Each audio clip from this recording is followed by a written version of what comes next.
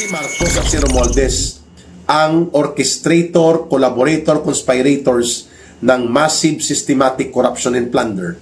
Tahimik po itong si Shelo Lapdog Magno, itong si Robert Reyes, itong si Boy No Toothbrush, Boy Tartar Lamas, si Sunny Boy The Big Joke Trillanes, si Lula Laila de Lima, ang mga obispong kasabwat nila sa CBCP, at itong paring adictos, all of them, tahimik po sila pagdating sa 1.4 trillion pesos na sumasabog na iskandalo ng pangungurakot at pandarambong na pinamunuan ni Marcos at Romualdez. Grabe nga ho ito pag-usapan natin ngayon mga reaction update PH. Nagsalita ho kasi dito na isang nga ho talagang si Martin Romualdez, si Marcos Jr. ang pinakautak sa demolition job na ginagawa ho nila sa pagpapa-impeach kay BP Sara, kung saan mga kabdite sila ho mismo ang pumopondo ng bilyon-bilyon sa mga taong babanggitin ho dito sa ating video. Kaya mga kabdite, kung bago lang ho kayo sa ating channel, isang like, isang share, isang subscribe lamang ho. Malaking tulong na ho yan. Reacta na ho tayo, sabay-sabay ho tayo mag-react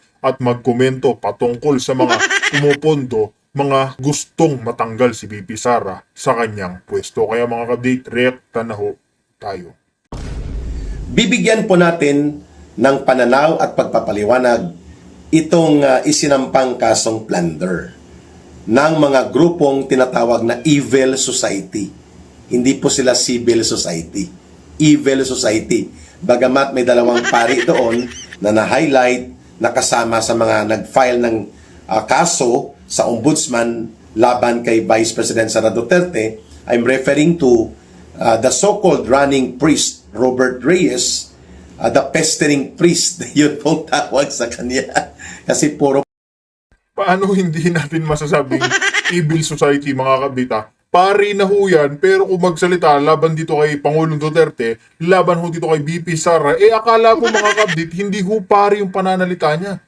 Puro putak ho ng putak, galit na galit sa mga Duterte, lalong-lalo na ho kay Pangulong Duterte. Bakit ho galit na galit yan kay Tatay Digong? Unang-una ho kasi sa lahat mga kabdit, yung pari na yan, 15 years ho gumagamit ng Coca-Cola. 15 years ho siyang gumagamit ng Coca-Cola. Tapos naluklok ito si Tatay Digong. Ano ba yung ginagawa ni Tatay Digong nung namumuno siya? Nililinis niya ho lahat yung mga gumagamit ng ganyan. Nililinis niya ho yung mga kriminal. Tapos ngayon, meron na museum na itong mga... ayun, alam niyo na, yung mga namaalam na sumakabilang buhay. Dahil nga, alam niyo na, humihit-hit. Tapos, pinagmumukha pang masama si Tatay Digong. Isipin nyo ho yun, ito si Shell Joke, no, mga kabdita, binigyan ho ng museum. Yung mga biktima daw ng war on drugs si Tatay Digong, ganyan ho katitindi yung kakapalan ng pagmumukha ng mga taong yan. Puring-puri naman ito mga pare na ito na alam ho talaga natin, mga kabdita, sinasampal ho ng maleta. Sinasampal ho ng maleta yan. Isipin nyo, galit na galit kayo dun sa matandang 8 years old na nakakulong sa ICC. Pero hindi nyo naisip ha, naaawa pa ho sila dyan sa mga, alam nyo na, yung mga gumagamit ng Coca-Cola. Yung mga gumagamit ng Coca-Cola, naaawa ho sila. Pero yung mga biniktima na mga gumagamit ng Coca-Cola na yan, naiisip nyo ba? Yung sakit, hinagpis ng pamilyang nawalan ng, alam nyo na yan mga kabdi. Marami hong naging biktima yung Coca-Cola na yan. Tapos pinupuri, sinasamba pa nila itong mga sumakabilang buhay na gumagamit ng ganyan. Diba? Kaya hindi ho natin masisi itong mga ating kababayan na mamurahin itong presidente. Sino mumura yung presidente? Si Bobong Marcos dito. Isipin mo, ipagkanulo nyo yung matibay, strong leader na si Tatay Digong. Isipin nyo yan. Diba? Kaya diring-diri yung mga OFWs dito kay Marcos Jr. Yan huy malaging katotohanan dyan. Nandidiri yung mga OFW dito kay Bobong Marcos Jr. dahil sa ginagawa niyang kawalang hiyaan sa ating bansa at sa mga Duterte na kay pilit ho nilang pabagsakin mga kapatid. Hindi ho nila kayo mapagbagsak dahil mga kapatid, alam ho ng Diyos yan. Hindi ho natutulog sa taas natin. Alam ho ng Diyos na kung sino yung gumagawa ng kamalian, sino yung gumagawa ng katarantaduhan dyan sa gobyerno. Binibintang lagi ho nila sa mga Duterte yung kabalbalan nila. Lahat po mga kapatid, kung pwede nilang isisi sa Duterte, gagawin ho nila yan. Pero pag may magandang nagawa si Tatay Digong katulad ng Buana Bridge, mga kapatid, yung proyekto ho niyang pinondohan ng China, igagrab naman nitong admin na Marcos Jr. na to. Hindi ho talaga natin masisi kung bakit ganyan kakapal yung pagmumuka. Kasi nga mga kapatid, gumagamit ho ng Coca-Cola.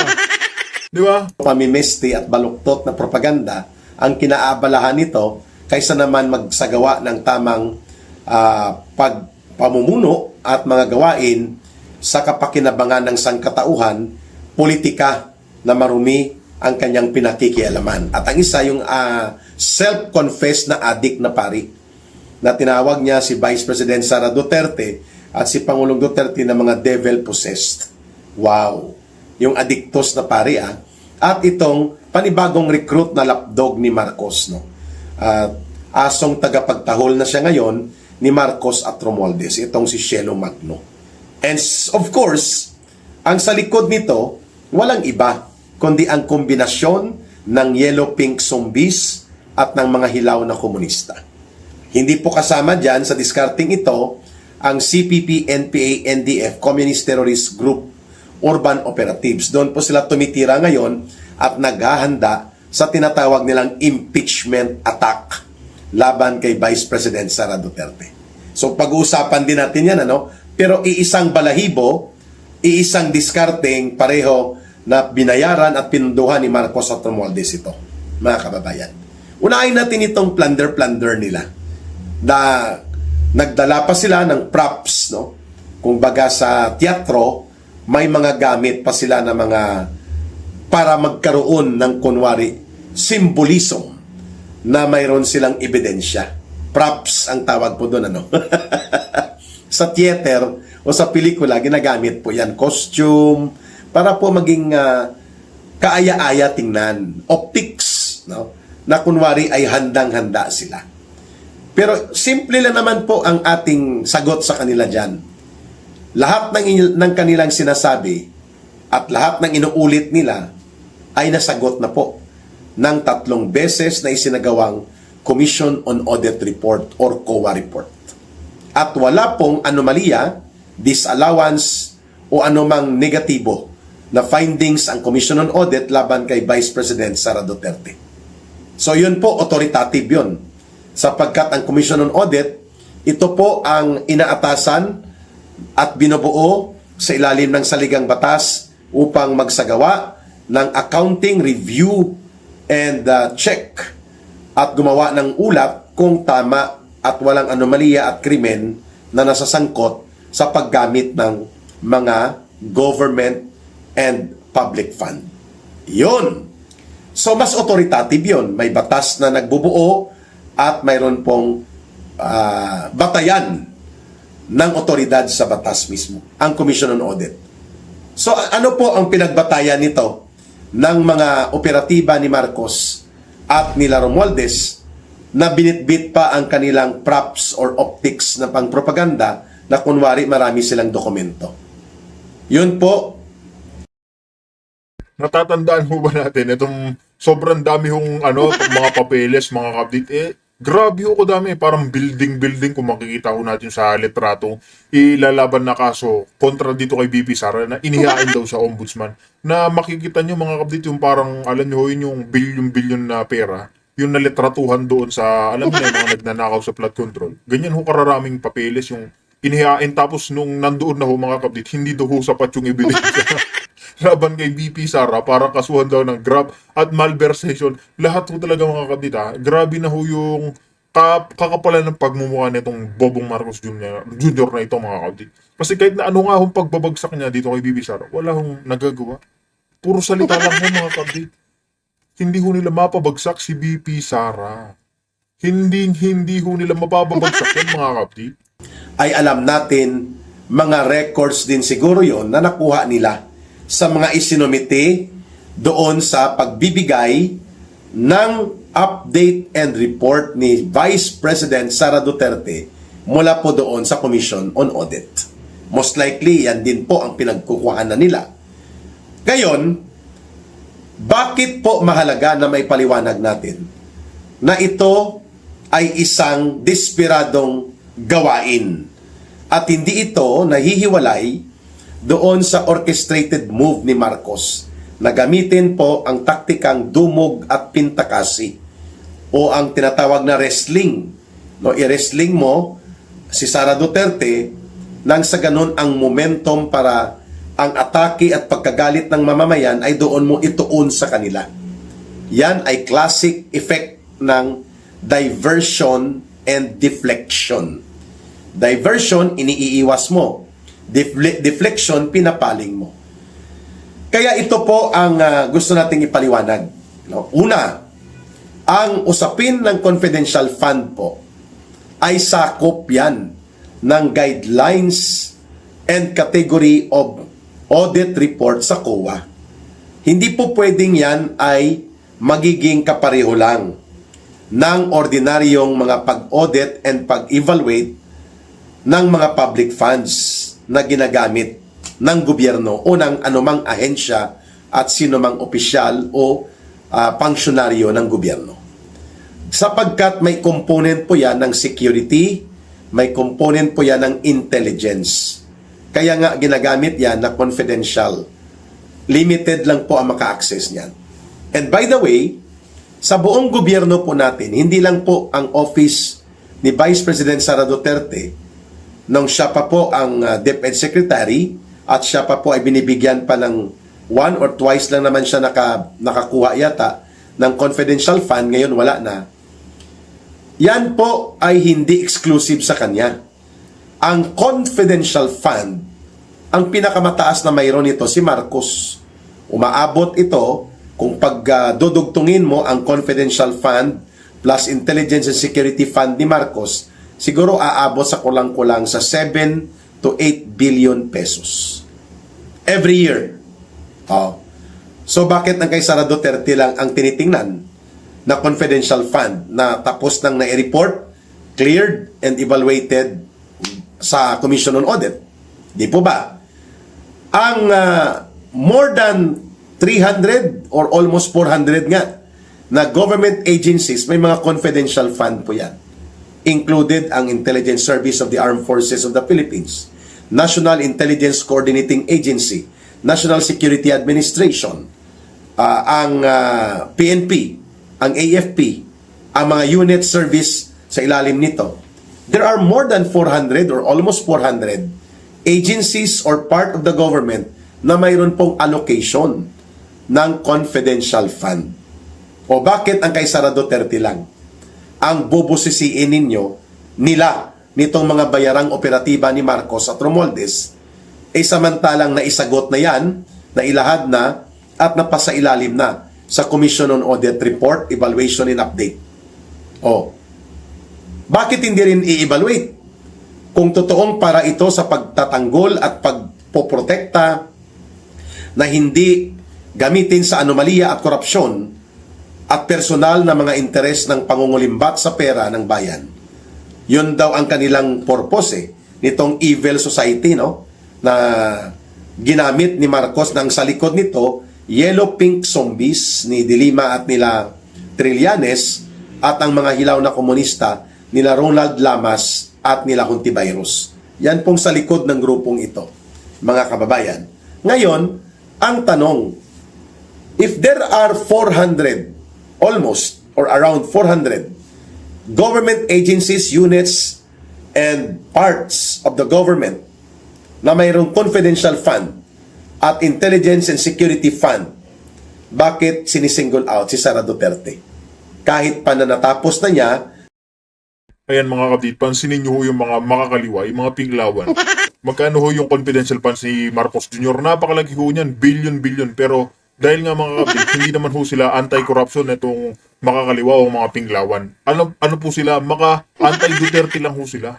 Yan ho yung malaking katotohanan dyan. Ba't kay Marcos Jr. tahimik ho sila? Tanong ko lang ho mga kapatid, bakit ho tahimik yung mga yan? Di ba? Anti-Duterte ho sila, hindi ho anti-corruption. Makomply ang reporting and evaluation nito, cleared na sa Commission on Audit. Why not start off with Marcos kung totoong hindi kayo ginagamit at binabayaran for political demolition job? Di po ba? That is very logical. Number two, ang confidential nature ng confidential fund, intelligence fund, security fund, ay hindi po yan kailangang ma-divulge. Lalo na kung ang mga operations na sangkot dito ay patungkol sa mga kalaban ng gobyerno, mga teroristang grupo, mga malalaking kriminal na sindikatong organisasyon, droga at mga sindikato nito, kidnap for ransom, CPP, NPA, NDF, at iba pa pong mga armado at marahas na mga kriminal at mga kontra-gobyerno at lumalabag sa batas na minomonitor ng gobyerno o ng ahensya ng gobyerno. Kasi kung i-require natin yan kay Sara Duterte, i-require mo rin yan sa lahat. What applies to one, applies to all.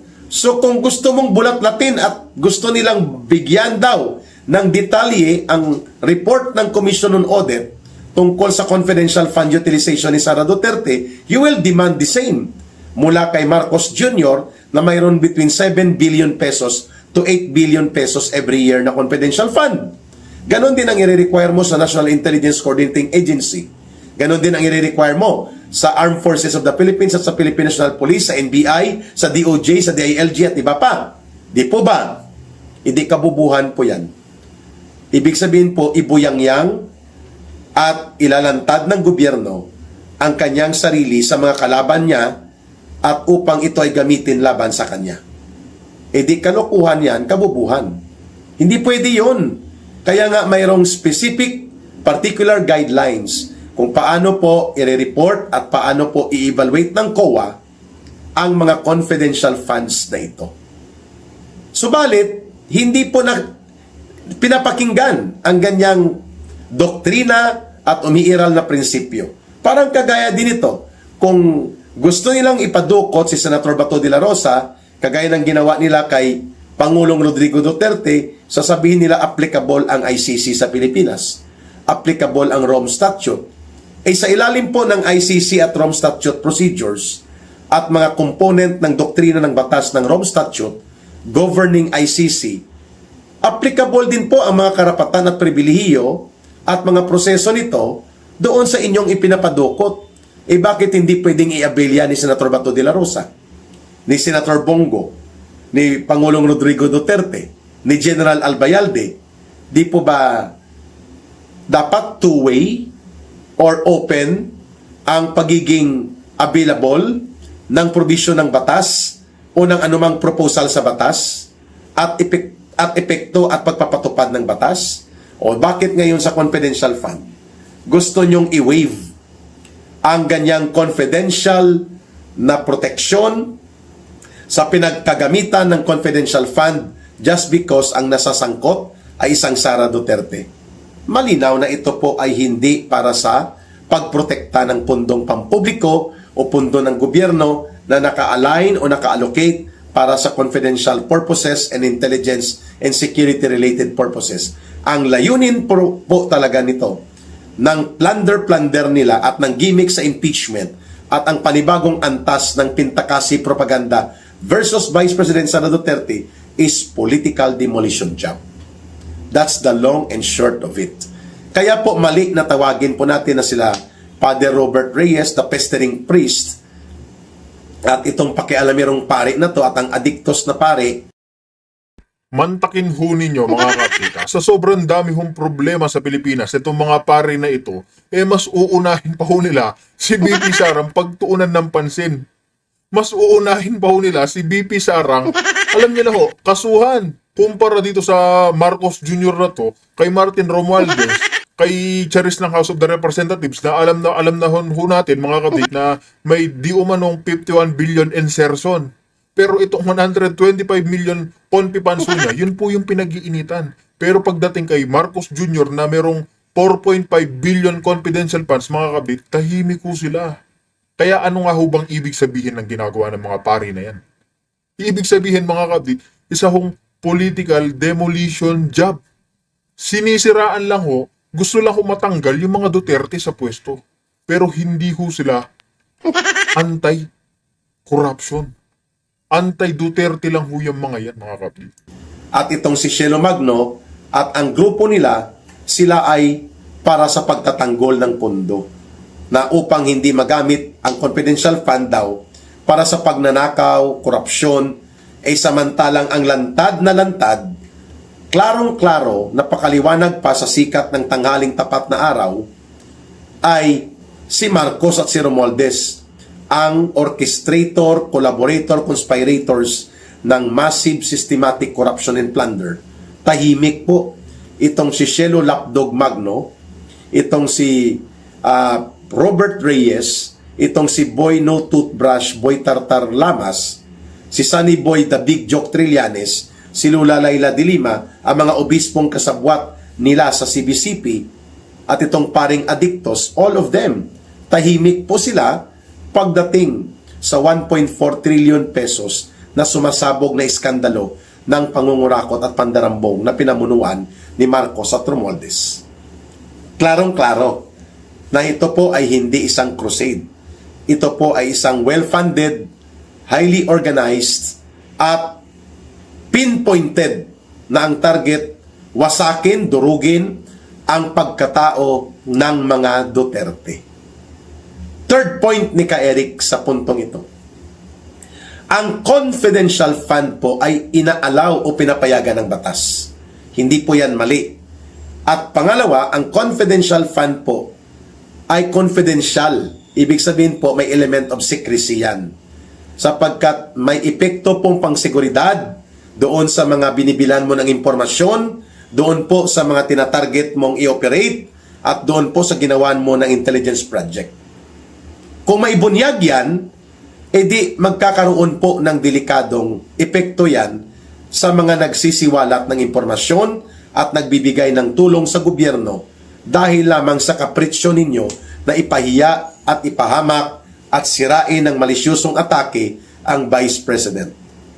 At pangatlo o pang-apat, ang anuman pong mga hakbang na maglalagay sa panganib doon po sa mga involved sa confidential and intelligence and security projects, hindi po pwedeng payagan yan. Sapagkat yan ang doktrina, prinsipyo at kalakaran pagdating po sa confidential and security operations. Kaya, hindi po tama na ipilit ito doon sa kanilang peke, pinondohan at sinuhula na uri ng plunder case nila laban kay Vice President Sara Duterte, sapagkat it will have a very deep impact on the national security and the security of the government, the state, and the people involved in this kind of government or security-related operations. Na siya po ang pinakapunto kung bakit ang confidential fund na nagamit ni Vice President Sara Duterte when she was still given that allocation nung siya'y DepEd Secretary at siya'y VP or Vice President pa na mayroong confidential fund pa ang kanyang opisina, nag-comply na po ito sa COA Rules and Regulations of Audit and Accounting. Subalit, pilit pa rin po nilang gagamitin ito sapagkat desperado na ang gobyerno ni Marcos at nila Romualdez na mapapigilan nila, mapatigil nila, at masabotahin nila ang momentum ng pagdaloy ng pagkagalit ng mamamayan laban sa kanila. And that is exactly the main purpose kung bakit magkasabay na inilunsad po itong Madriaga Chismis, which is actually Bicoy Part 3, Theatrics and Antics, directed by The Big Joke, na siya din ang author doon sa The Bicoy operations niya. Na naging flop, hindi po nag-click, nag-flop, palpak, lagapak po. Kasabay nitong baluktot at malisyosong operasyon nila na ngayon ay nailalantad na itong planderan nila na reklamo sa ombudsman. Ayun nga ho mga kabdit, isa pa ho yan, si Magno, si Palsis, tsaka si Llamas, mga kabdit, pag usapin kay VP Sara ho, marami ho silang sinasabi. Pero nga pagdating dito kay Marcos Jr., tahimik ho sila. Tapos lumabas pa ito si Madriaga. sinabi niya kaklase niya daw si BP Sara. Eh, nung sinabi niya yung date na yan, mga ka-update, maliit pa lang ho si BP Sara nun. Sabi niya, magkaklase daw sila sa law. Kaya, makikita at makikita ho natin, mga ka-update, gusto lang ho nilang masibak yan si BP Sara. Gusto lang ho nilang matanggal, ma-impeach ho. Pero pagdating nga kay Marcos Jr., dahil nga sa sobrang laki ng confidential funds niya, mga kabita, desperado ng si Marcos Jr. na matanggal si BP Sara para humagtuloy-tuloy yung mga pagnanakaw nila dyan ni Martin Romualdez sa gobyerno. Kaya mga update, kung meron ho kayo naging opinion, reaction patungkol nga dito, magkomento ho kayo dyan sa ating comment section para ho ating pag-usapan. Kaya mga update, dito na ho natin tatapusin ang ating reaction video.